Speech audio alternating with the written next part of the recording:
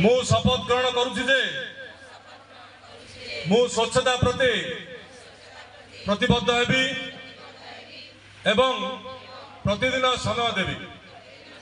स्वच्छता पाई स्वच्छकृत भावे काम करिबा पाई मु वर्ष को 100 घंटा अर्थात सप्ताह रे 2 घंटा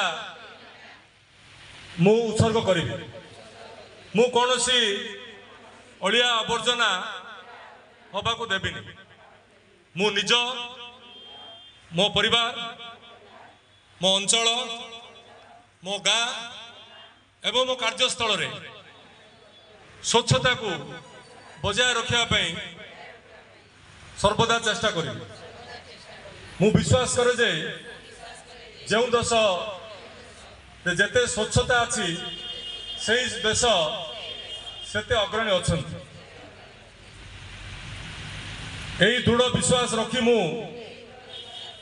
गाँव शहर पर्यंत स्वच्छ भारत मिशन रो वार्ता को जनमानस रे पहुंचाया मु चेष्टा करी।